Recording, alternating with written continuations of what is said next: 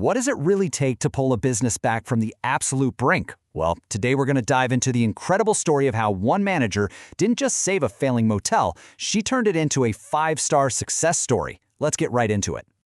All right, just take a look at this. On one side, you've got stained sheets and just this feeling of total neglect. On the other, a clean, modern, really inviting room. Now, this isn't just some simple makeover. This is a complete resurrection. And the story of how this happened at one small motel in New Mexico is honestly a masterclass in leadership. So let's set the scene. We're at the Econo Lodge in Eagle Nest, New Mexico. And when our story begins, it is in a full-blown crisis. And I'm not talking about a little slump. No, this was a complete systemic failure. You know, the numbers just don't lie. These are the official quality assurance scores, and they paint a pretty grim picture.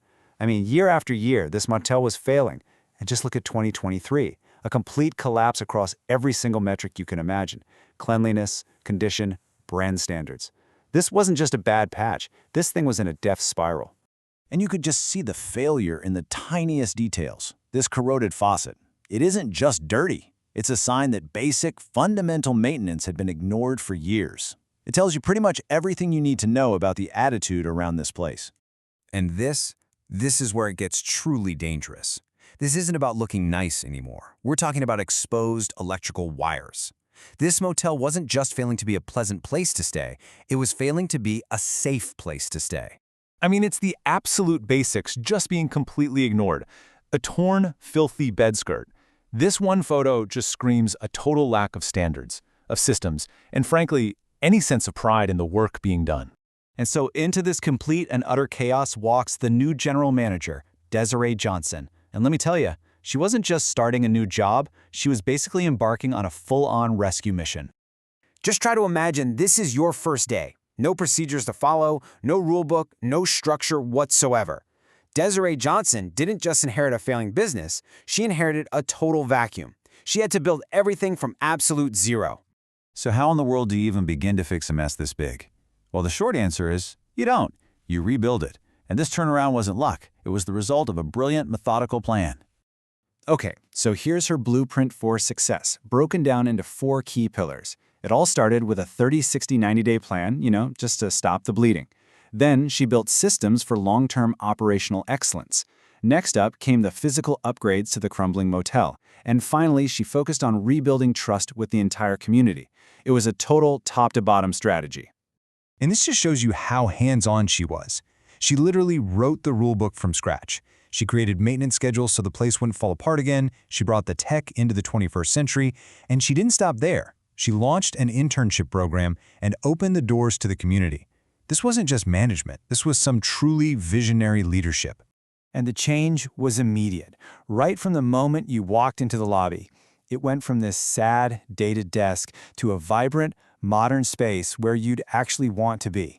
She wasn't just changing the furniture, she was changing the entire vibe of the motel. But this transformation was not easy. Fixing the physical decay was one thing, but Desiree was also fighting this uphill battle against indifference and a serious lack of support, obstacles that would have stopped most people dead in their tracks. So what was her biggest challenge? She was completely on her own. The owner offered almost zero support, leaving her to deal with a constant lack of funds, bounced checks, even her own pay was being delayed. She was trying to rebuild a business that was actively fighting against her. And this, right here, this is what makes her a truly exceptional leader. She was so committed to this turnaround that she started using her own money to buy the essentials. We're talking cleaning supplies, tools, the basics needed just to keep the doors open. That's not just dedication. That's putting everything you have on the line. And she proved she was as smart as she was dedicated. With one simple strategic move, installing a new security system, she slashed fraud and saved the property an estimated $33,000. That's not just fixing problems, that's creating value out of thin air. So after all the planning, the sacrifice, and just the sheer hard work, what was the result? Well, the transformation was, in a word, spectacular. This single image really tells the whole story. You can see the journey from that awful before to the after, capturing the demolition, all the hard work, and then that stunning final result, a total transformation in just 3 frames. And here is the proof, right here in black and white. Remember that disastrous fail in 2023? Well, 1 year later, under Desiree's leadership, the motel earned a decisive pass. The ship wasn't just steadied, it was sailing full steam ahead towards success.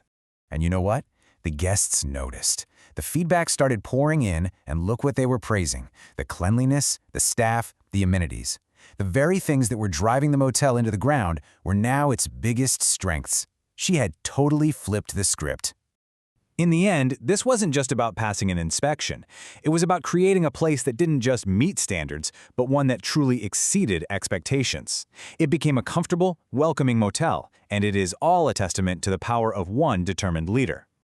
You know, this story proves that one leader's resilience and strategy can completely redefine a business.